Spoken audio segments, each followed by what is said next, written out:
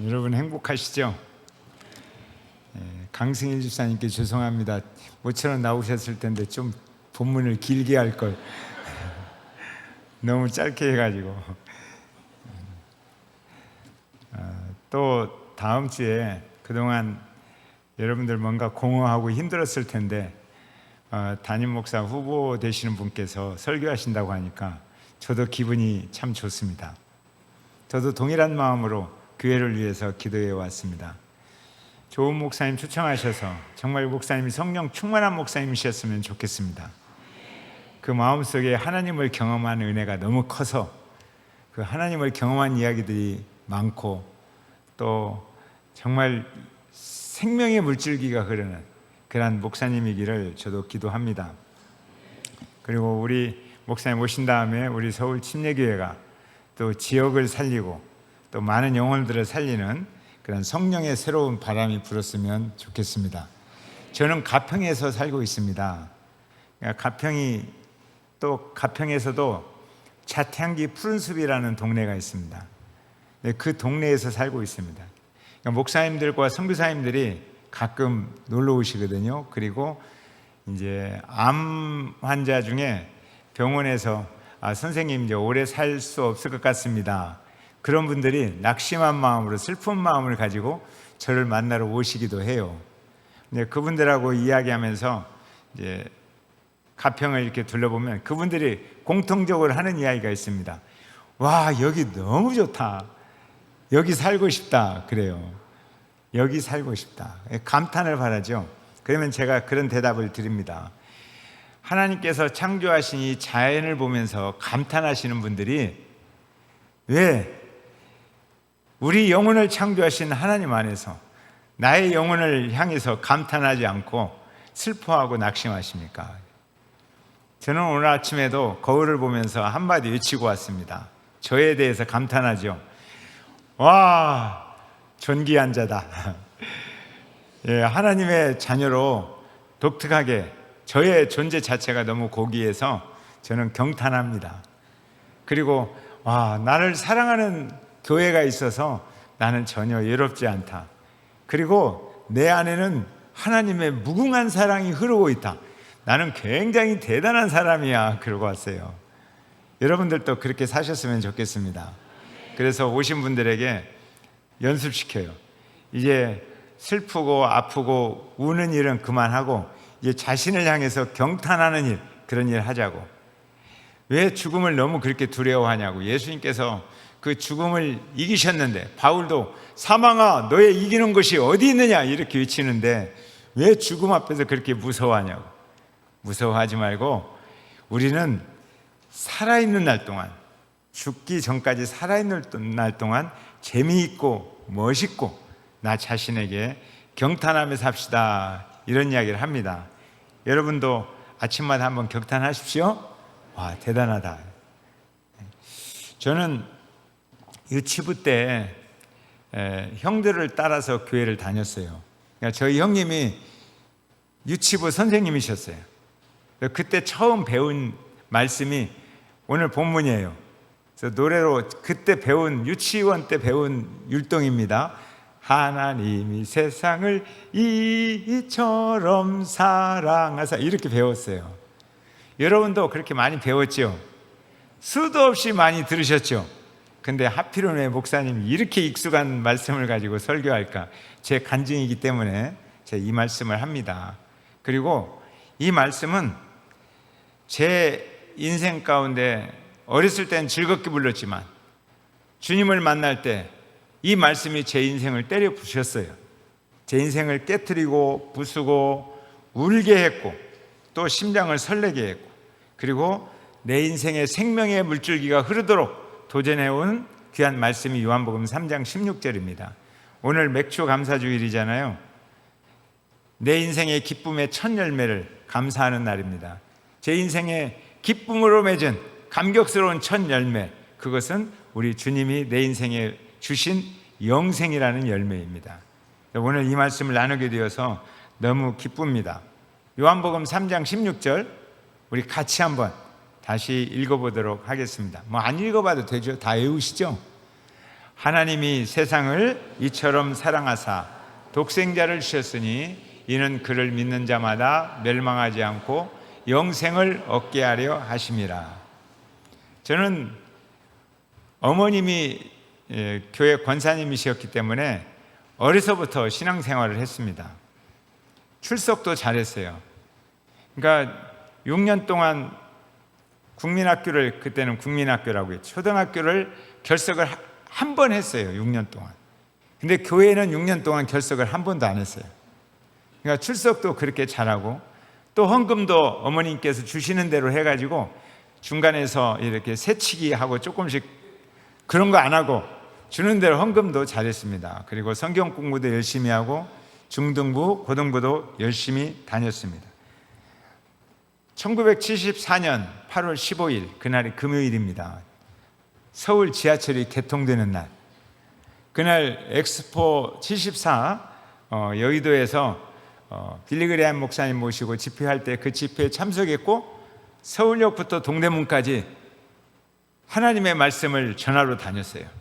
그래서 그때 우리들은 구호를 외쳤어요. 민족의 가슴마다 그리스도의 푸른 계절이 임하게 하자, 이렇게 외치면서 전도했던 그런 기억이 있습니다. 그러니까 그렇게 열심히 사니까 교회 장로님들이 야, 신학은 네가 해야겠다, 너 신학해라, 이런 칭찬을 많이 하셨어요. 근데 장로님들은 저의 의형적인 모습만 봤지 저의 내면을 본 적이 없어요. 상담도 안 해보셨어요. 근데 저의 내면에는 욕구불만이 굉장히 많았습니다. 그 시절은 다 가난한 사람이 많았잖아요. 저도 이 찌든 가난에 굉장히 큰 불만과 불평을 지니고 살았습니다. 그리고 제 영혼이 얼마나 피폐해졌는지 그런 면에 대해서 교회에서 관심을 가져주는 분이 그렇게 많지 않았어요. 그냥 웃으면서 열심히 사니까 잘 사는 모양이다, 그렇지, 너 얼마나 힘든가, 너 얼마나 지금 지쳐 있는가, 얼마나 인생이 고민이 있는가, 뭐 이런 것에 대해서 이야기를 해주신 분이 별로 없었습니다. 학교서나 부모님이나 선생님이나 심지어 교회에서도 똑같은 말만 했어요. 너 이 사회에서 인정하는 훌륭한 사람이 되어라.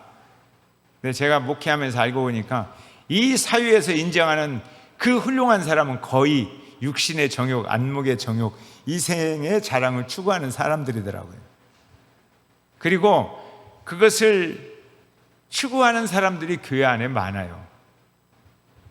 교회 안에서 그 육신의 정욕, 안목의 정욕, 이생의 자랑을 추구하면서 하나님의 이름으로 그것을 도와달라고, 성취하게 도와달라고 기도하시는 분 의외로 많습니다. 그러면 저는 저분은 아직 예수님을 잘 모르는 분이구나.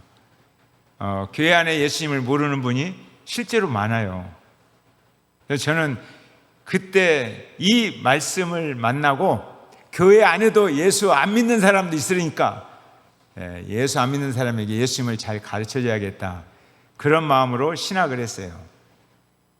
부흥 강사님이 오시면 부흥 강사님이 그런 이야기 하시잖아요. 성수주의를 하시오, 11조 열심히 하세요, 그리고 교회 봉사 열심히 하세요. 이런 분이 신앙이 좋은 분입니다, 이렇게 가르쳐 주죠. 근데 제가 이렇게 목회하면서 보니까 신앙이 안 좋아도 그거 세 가지 할 수 있더라고요. 예수님 모르고도 흉내 낼 수 있어요. 성서주일도 할 수 있고 11조도 잘 낼 수 있고, 그리고 교회 봉사도 할 수 있어요. 그리고 직분도 받을 수 있어요. 저는 폴리텍 대학이라고 여러분들 아시죠? 폴리텍 대학이라고 기술을 가르치는 대학교가 있어요. 거기에 기계조립과 선생님이었어요. 근데 주일날에는 성소주일하고 11조도 잘 내고 성가대로 막 봉사도 열심히 하고, 그리고 주중에는 동료 교사들하고 술 먹고 취하고 돌아다녀요. 그래서 저는 하나님은 별로 무섭지 않았는데 교회 학교 학생들을 만날까 봐 굉장히 무서워했어요. 그렇게 살면서 신앙은 신앙이고 삶은 삶이고, 전혀 이것을 신앙이 삶이다 이런 생각을 못하고 그냥 신앙은 신앙이다, 교회 다니는 거, 그리고 삶은 내 마음대로 살아가는 거, 이렇게 이원화된 삶을 살면서도 죄책감이 전혀 없었어요. 율법적이고 제도적이고 장소지향적이고 이렇게 신앙생활을 했던 것 같습니다. 그러다가 이제 군 장교 생활하면서 어머니로부터의 자유, 이제 어머니의 통제로부터 벗어날 수 있었잖아요. 그러니까 고민하다가 맞아, 어떤 철학자는 신앙은 아편이라고 그랬어. 아마 그런 것 같다, 나도. 그래서 어머니가 밀어 넣어가지고 지금까지 다닌 것 같고 나는 아직 잘 모르겠다. 그래서 교회 다니는 것을 중단했습니다. 그러니까 기독교가 주는 평안과 소망을 하나도 누리지 못했어요. 이런 삶 속에서 살다가 1980년 12월 어느 날입니다. 이 내용을 이야기하려면 너무 시간도 많이 걸리고 엄청나서 이야기할 수는 없어요. 그러나 그 사건으로 인해서 저는 왜 사는지 엄청나게 고민하는 시간을 갖게 되었어요. 고민하다가 새벽에 찬송 소리를 듣게 되었어요. 근데 그 찬송 소리는 새벽마다 들려왔는데 제가 안 들었어요. 그날만 들은 거죠. 그 집 앞에 있는 교회에서. 그땐 새벽 교회 종소리가 찬송 소리였거든요. 주의 음성을 내가 들으니 사랑한단 말일세. 저는 사랑이 그리웠습니다. 그래서 그 찬송 소리를 들으면서 개척교회인 그 교회를 나갔어요. 그 교회 나가서 기도하고 싶었어요. 근데 기도를 어떻게 하는지 다 잊어버렸어요. 근데 앞에 성경책, 조그마한 성경책이 있어서 그 성경책, 옛날에 읽던 성경책을 읽다가 요한복음 3장 16절 말씀을 읽었어요. 이 말씀을 읽으면서 이 말씀이 저를 초청하고 있는 하나님의 은혜라는 것을 새롭게 받아들이게 되었습니다. 하나님이 세상을 이처럼 사랑하사, 도대체 이처럼이 뭐예요? 독생자를 주셨으니, 독생자를 주실 만큼 사랑하사, 그 이유는 그를 믿는 자마다 멸망하지 않고 영생을 얻게 하려 하심이라. 내게 영원한 생명에 대한 확신이 있는가? 이런 생각들을 많이 했습니다. 하나님이 세상을 이처럼 사랑했다. 이해가 되어집니까? 저는 이해를 잘 못했어요. 그런데 40년 전에 결혼하고 나서 정확하게 이해하게 되었습니다. 결혼했는데 어느 날 아내가 임신했다고 이야기를 하더라고요. 얼마나 좋았는지 몰라요. 막 아내를 껴안고 펄짝펄짝 뛰면서 하나님 감사합니다 노래를 불렀어요. 그랬는데 저와 저희 아내에게 놀라운 변화가 일어났습니다. 집에 오는 길에 인형가게가 있었거든요. 근데 저는 항상 그냥 지났습니다. 그런데 임신했다는 이야기를 딱 듣는 순간에 인형가게에 곰인형이 새롭게 보였습니다. 와, 저 곰인형 사고 싶다. 결국은 하나 샀어요. 그리고 너무너무 좋았습니다. 오다가 아기 신발을 사고 싶은 거예요. 배내 옷도 사고 싶고. 그래서 아내하고 이야기하고 아기 신발을 샀어요. 그리고 기분이 너무너무 좋았어요. 그 신발을 볼 때마다 기분이 좋았어요. 근데 저희 아내도 변화가 일어났습니다. 누군가가 그림 동화책을 준다는 거예요. 그러니까 그림 동화책을 사다 놓고 그림 동화책을 보면서 싱글벙글 웃어요. 그리고 드디어 아이가 태어났습니다. 아이가 태어났을 때 저는 그 아이를 껴안고 하나님께 감사 찬송을 드린 후에 아이에게 이렇게 말했습니다. 그동안 사두었던 모든 것 너 다 가져라.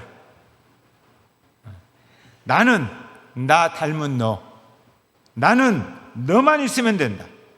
너랑 눈 맞추고 너랑 같이 손잡고 놀고 너랑 같이 바라보면서 웃으면 돼. 나는 너만 있으면 돼. 이 모든 것은 다 네 것이야. 이렇게 이야기를 했어요. 여러분도 그렇게 하셨죠? 그렇게 하고 나서 하나님 우리 아버지의 마음이 이해가 되었어요. 창세기 1장이 새롭게 쫙 보이는 거예요. 아, 이거였구나. 태초에 하나님이 천지를 창조하시기 전에 하나님은 인간을 마음에 품으셨구나. 인간을 마음에 품고 나서 너무너무 기분이 좋은 거예요. 이 인간에게 무엇을 줄까? 그래서 빛을 만들었어요. 하나님은 빛 없어도 괜찮은 분이에요. 빛을 만들고 너무너무 좋으신 거예요. 아, 좋다. 꽃들도 구름도 바람도 넓은 바다도 하나님이 창조하실 때마다 기분이 너무너무 좋으신 거예요. 야, 좋다. 새들도 짐승도 모든 걸 창조하시면서 하나님이 엄청 좋아하셨어요. 그리고 드디어 인간을 창조하셨어요. 그때는 기분이 좀 뭐라고 하죠? 째질 것 같은 그렇게 하나님이 기분이 좋아졌어요. 심히 좋았어요. 그리고 인간에게 말했습니다. 그동안 창조했던 이 모든 것 다 너 가져라. 이거 네 거야.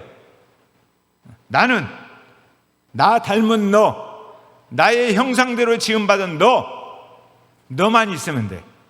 너랑 같이 눈 맞추고, 너랑 같이 손잡고, 너랑 같이 빵긋빵긋 웃으면서 그렇게 교제하면 돼. 너만 있으면 돼. 그렇게 하나님이 인간을 사랑하셨습니다. 그 인간이 하나님을 거절했을 때 하나님의 심정을 생각해 보셨습니까? 그 인간이 아버지를 거절하고 탈출했을 때, 나 여기가 싫다고 떠났을 때 하나님의 그 고통을 생각해 보셨습니까? 모든 사람이 죄를 범하였음에 하나님의 영광에서 떠났습니다. 하나님의 영광에서 떠났으니까 그 다음에 자연적으로 세상의 헛된 영광에 취하였어요. 그 영광을 얻으려고 몸부림치며 살아가게 되었습니다. 이런 사람을 우리는 죄인이다 이렇게 부르잖아요. 지난번 제가 여기 방문했을 때 제가 저의 상태에 대해서 잠깐 말씀을 드렸습니다. 9년 전에 췌장 머리를 누르고 있는 담도암에 걸렸었다. 그래서 의사 선생님께서 1년밖에 못 살 것 같다. 그 이야기를 듣고 1년 살면서 힘들게 병원 치료 받는 것보다 우리 교인들의 품속에서 교인들에게 설교하면서 사랑하는 지체들 얼굴 바라보면서 살다가 죽는 게 좋겠다. 그래서 항암 치료를 거부했습니다. 안 하겠습니다. 그때는 오래 살려고 한 게 아니라 더 빨리 죽더라도 그냥 하나님께 가려고 항암 치료를 안 했어요. 그리고 났는데 1년 지나도 잘 안 죽는 거예요. 그리고 더 건강해지는 거예요. 그러니까 이제 의사 선생님이 당신 6개월, 3개월, 1년 만에 죽겠습니다. 이런 분들이 제 이야기를 듣고 나서 저한테 찾아오는 분이 있어요. 그래서 의사 선생님이 말하지 않고 모르게 어떤 비밀이 있느냐고 그러면서 물어보러 오시는 분이 있어요. 근데 슬픔과 고통을 가지고 오시죠. 그런 분들에게 제가 이런 이야기를 합니다. 사람이 한 번 죽는다는 것을 모든 사람이 다 알고 있습니다. 그러나 대부분의 사람들은 한 번 죽을 것 같은 생각을 하면서 살아가는 사람이 별로 없습니다. 그러니까 한 번 죽을 것 같은 삶의 자세로 오늘을 살아가는 사람들이 없어요.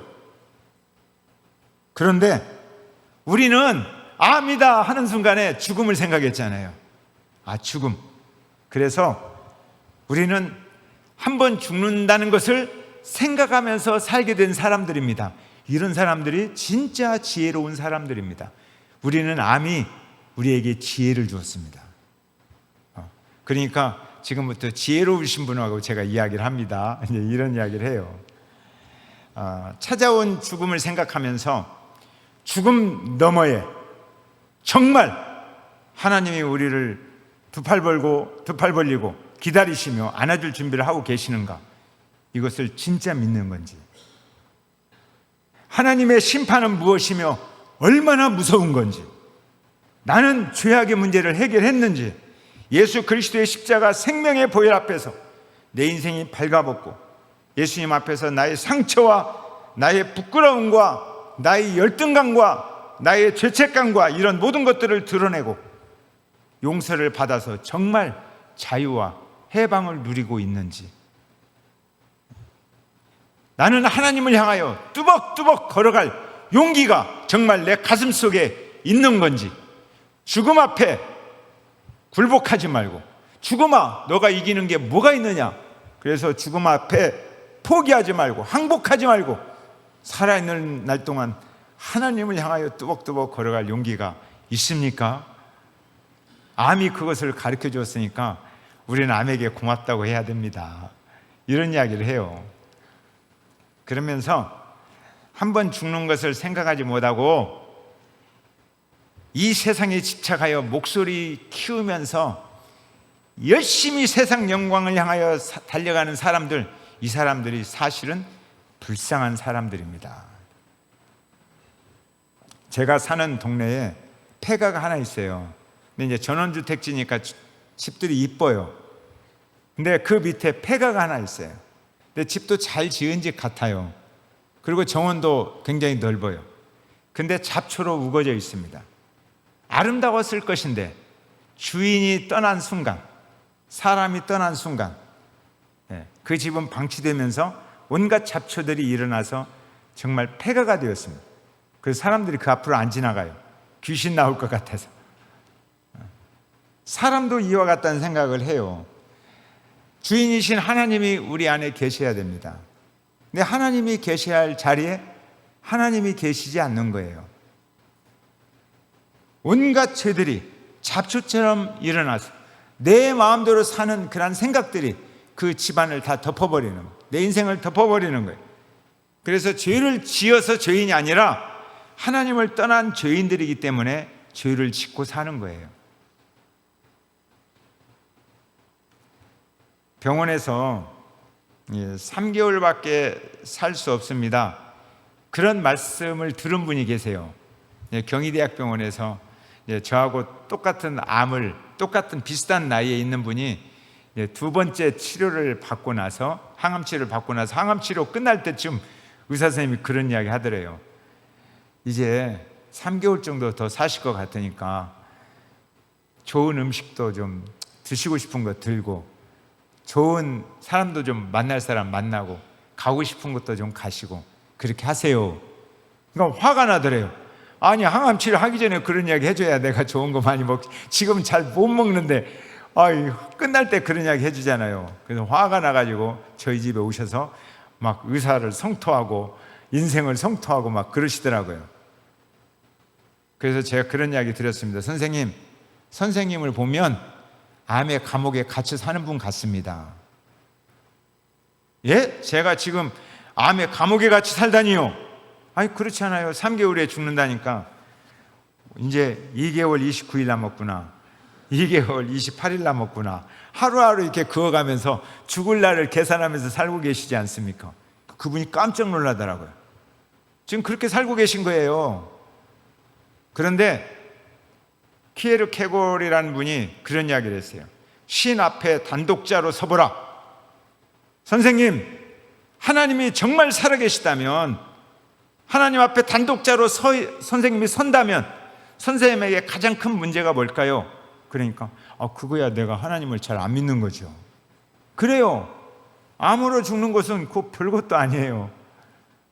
하나님을 안 믿고 죽는 것이 지금 선생님에게 가장 큰 문제예요. 이거 고민 좀 해보세요. 그래서 남은 기간 어떻게 하나님 안에서 가장 중요한 일을 할 것인가 고민하셔야죠. 그 날짜, 죽을 날짜 체크하면서 산다는 게 얼마나 괴롭습니까? 그분이 그날 저녁 쇼크를 받았나 봐요. 다음날 전화가 왔어요. 목사님, 그때도 그러더라고요.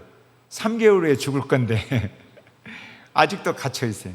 그런데 목사님 집 옆으로 좀 이사 가서 같이 살면 어떻겠습니까? 옆에 펜션이 있거든요. 오세요. 그래서 오셨어요. 그래서 오신 다음에 저랑 주님 이야기 많이 했어요. 한 1년 정도 같이 걸으면서 1년 정도 이상 걸어 다녔어요. 그리고 그분도 돌아가실 때 그렇게 돌아가시면 안 되는데 계단에서 이렇게 굴러 떨어져 가지고 뼈를 다쳤어요. 그래서 못 움직이면서 1년 만에 이렇게 먼저 가셨는데 그분에게 이제 그런 이야기를 한 적이 있습니다. 예수님을 누가 십자가에 못 박았는지는 아세요? 그랬더니 그 정도는 저는 압니다. 교회 다니는 사람 우리 집사람 장로교 집사님이세요. 그 여집사님 날마다 빌라도에게 고난을 받으사 신앙 고백하면서 그러시더라고요. 그런데 자기가 성경을 연구해 보니까 교회는 안 다녀도 빌라도는 덤터기 쓴 것 같아요. 그러면요 유대인들이 죽인 것 같아요. 그런 이야기 하시더라고요. 그래서 선생님이 성경을 잘 아시는 것 같은데 그 정도의 지식으로는 결단코 십자가 생명의 복음을 만날 수가 없습니다. 그러면 예수님을 누가 죽였나요?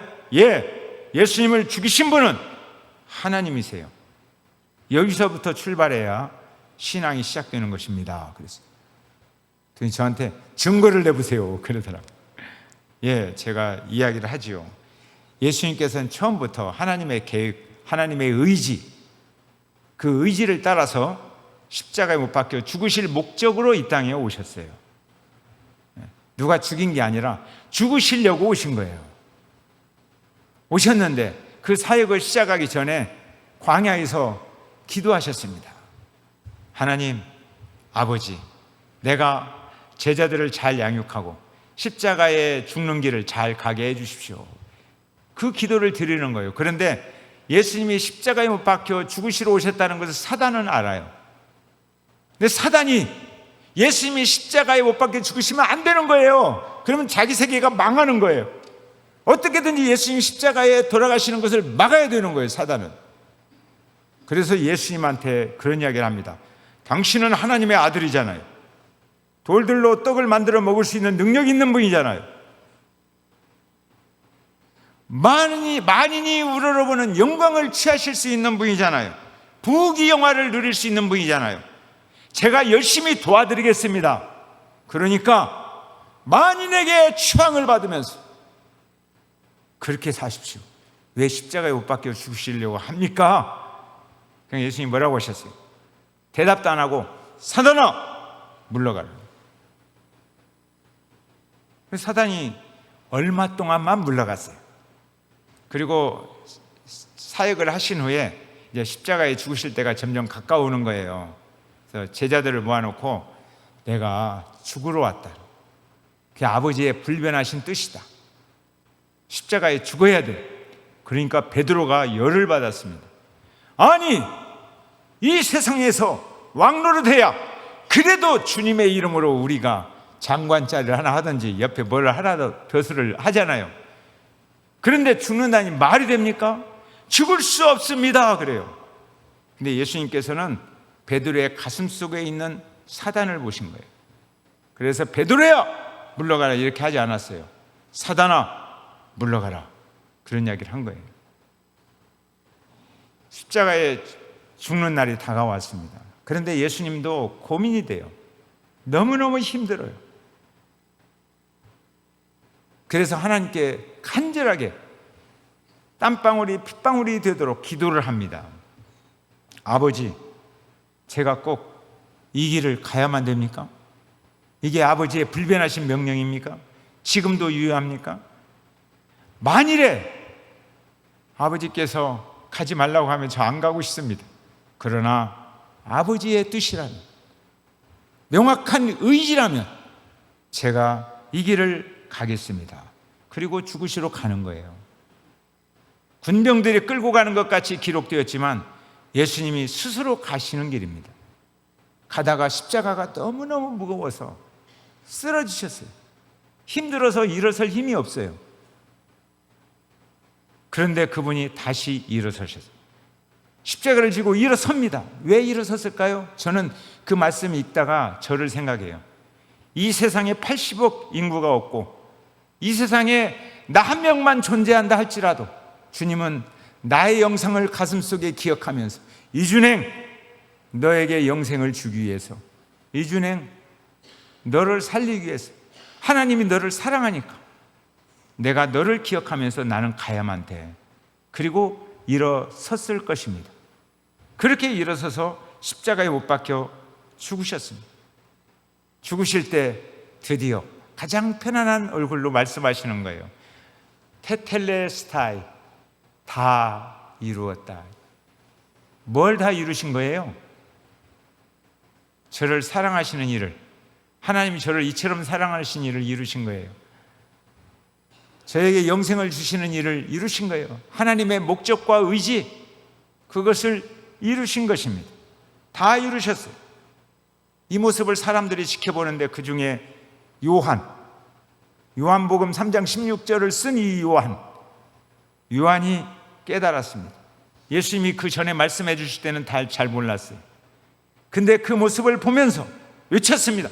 하나님이 세상을 이처럼 사랑하사 십자가였구나. 독생자를 주셨으니 이것이었구나. 요한이 그 사실을 깨닫고 펑펑 웁니다. 하나님이 세상을 이처럼 사랑하사. 갈보리 언덕, 십자가의 언덕, 그 언덕의 십자가를 바라보면서 죽을 수밖에 없는 나의 죄를 발견합니다. 아, 내가 정말 죄인이구나. 십자가를 바라보면서 이처럼 사랑하신 그 사랑이 얼마나 위대하고 얼마나 놀랍고 얼마나 큰지 그 사랑의 깊이와 넓이를 이해합니다. 아, 이렇게 하나님이 나를 사랑하셨구나. 그래서 죄를 뒤집어 쓰시고 우리를 사랑했기에 살리려고 그 십자가의 길을 걸어가셨구나. 저는 이 은혜를 경험하고 제가 목회하면서 새벽마다 빼놓지 않고 부른 노래가 있습니다. 항상 불렀어요. 그러면서 그 은혜를 기억했어요. 누르러도 눈물로서 목 아플 줄 알아 몸 밖에 드릴 것 없어 이 몸 드립니다. 이런 마음으로 목회를 했습니다.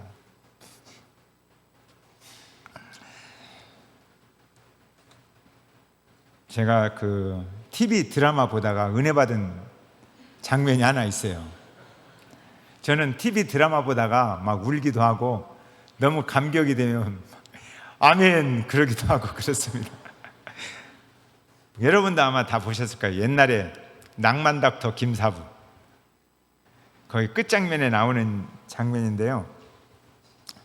거기에 육신의 정욕, 안목의 정욕, 이생의 자랑을 향하여 몸부림치며 사는 병원장이 한 명 있습니다. 그 병원장하고 낭만 닥터 김사부하고 쌈박질 하는 거예요. 주먹을 막 서로 치고받고 하면서. 그래서 싸우다가 그 병원장이 말합니다. 야, 너 한 사람 그렇게 산다고 세상이 바꿔지냐? 이런 이야기를 하는 거예요. 그러니까 김사부가 그런 이야기를 해요. 너는 세상 바꾸려고 이 짓 하면서 사냐? 나는 한 사람 살려내려고 몸부림친다고. 제가 그거 보다가 아멘! 너무 은혜가 되었어요. 와! 그래서 그 내용을 캡처해가지고 예배 시간에 틀어줬어요. 설교보다, 내가 하는 설교보다 더 은혜로운 설교라고. 여러분은 정말 주님 만나셨지요? 여러분 인생을 뛰게 하죠. 물론 힘든 일이 많이 있습니다. 주변에 힘든 일이 얼마나 많습니까? 교회도 지금까지 힘들었죠. 힘들고 어려운 정말 죽을 것 같이 힘든 일이 올 때도 있어요. 그러나 죽지 않았으니까. 그런데요, 주님이 내 안에 계시면 우리는 희망의 불빛이 있는 것입니다. 어두워서 길을 바라보지 못하다가도 멀리서 불빛이 보이면 다시 일어나서 걸어갈 수 있는 거예요. 여러분들에게 다가오신 희망의 불빛, 내 심장을 뛰게 하는 예수 그리스도. 그래서 이분을 말하지 아니하면 내가 정말 견디기 힘들다. 그만큼 예수님이 여러분 인생을 흔들어야 돼요. 적어도 영생의 비밀을 안다면 그렇게 살아야 돼요. 나를 뛰게 하는 이 예수 그리스도, 이분을 말하지 않으면 내가 참 살아가기가 힘들다. 그래서 말하기를 원하고 그 이야기를 듣고 주님 앞에 돌아올 사람들이 있습니다. 이 메시지가, 이 말이 생명의 물줄기인 것입니다. 저는 그렇게 확신해요. 좋은 목사님 오시면 정말 교회가 좋죠. 그러나 아무리 좋은 목사님 오셔도 여러분 한 사람 한 사람의 가슴 속에서 생명의 물줄기가 흐르지 아니하면 서울 제1침례교회 생명의 물줄기가 흐르지 않습니다. 여러분, 한 사람이 성령으로 충만하지 아니하면 교회가 성령으로 충만할 수가 없습니다. 교회는 그리스도의 몸입니다. 그러므로 여러분 하나하나가 내 안에 내 심장을 뛰게 하는 예수 그리스도 그 이름으로 다른 사람에게 말하고, 그 이름 때문에 감격하고, 그 이름 때문에 아무리 힘들어도 세상에 행복하다고 말할 수 있는 그런 삶을 산다면 우리 서울침례교회가, 서울 제1침례교회가 얼마나 행복한 교회가 될까, 이런 생각을 해보게 됩니다. 우리 조용히 눈을 감고 오늘 설교를 한번 다시 생각해 봤으면 좋겠습니다. 주님, 이 시간이 지나기 전에 정말 주님을 명확하게 알게 해주세요.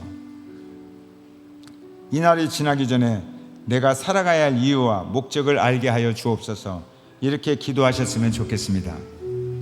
사람은 누구나 한 번 죽는다는 것을 다 알고 있지만 대부분의 사람들은 한 번 죽을 사람처럼 살아가지 않습니다. 그러나 성경은 명확하게 말합니다. 한 번 죽는 것은 사람에게 정하신 것이요, 그 후에는 심판이 있으리라.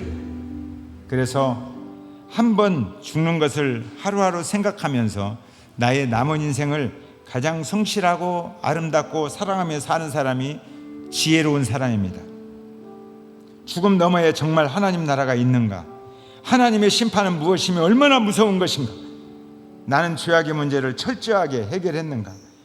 예수 그리스도 십자가 생명의 보혈 앞에서 내 인생이 발가벗고 나의 상처, 나의 부끄러움, 나의 열등감, 나의 죄책감, 이란 것이 다 들통나고 부서지고 그래서 용서를 받았는가?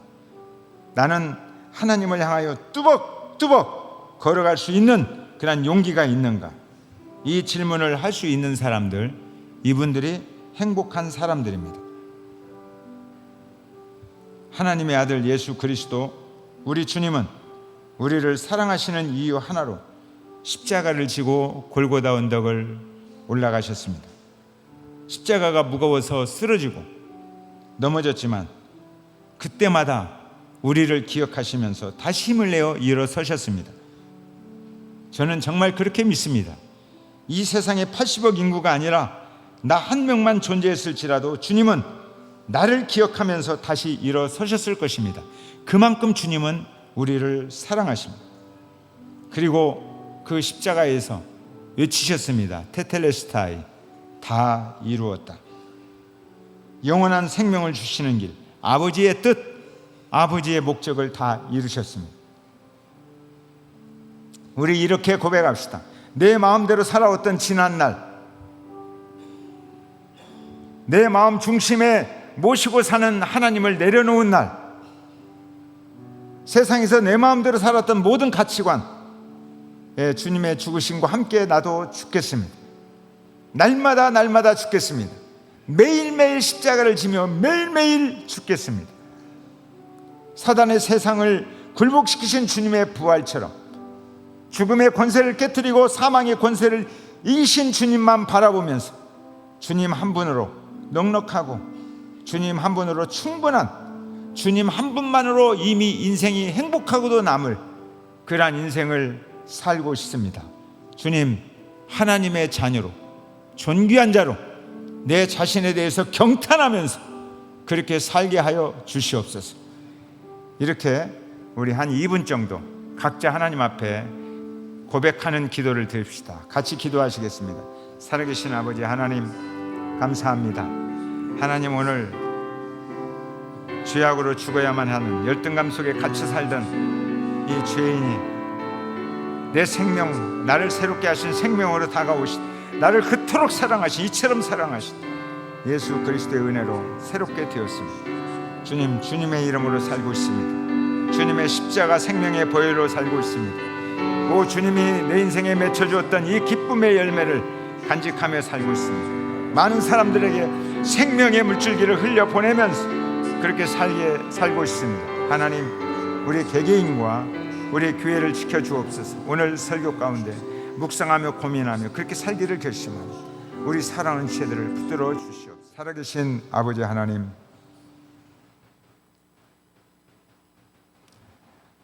예수 그리스도, 그분의 생명으로 우리를 사랑하신 이 놀라운 사랑을 믿습니다.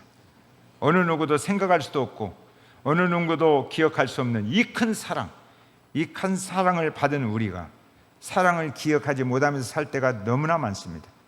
그래서 인생이 힘들다고, 내가 상처를 받았다고, 내가 아프다고, 고통스럽다고, 죽음이 무섭다고, 이런 것들을 내게 휩싸여서 이런 공격을 받으면서 두려워서 우울해지면서 살고 있을 때가 참 많습니다. 하나님 아버지, 이 시간 내 안에 계신 나의 주님, 나를 그토록 사랑하신 하나님을 바라보게 하여 주옵소서. 자신에 대해서 경탄할 수 있게 하여 주옵소서. 하나님이 나를 이처럼 사랑하신 이 놀라운 사실을 증언하며 뛰는 가슴으로 당당하게 거침없이 말하며 살게 하여 주시옵소서. 예수님의 이름으로 기도드렸습니다. 아멘.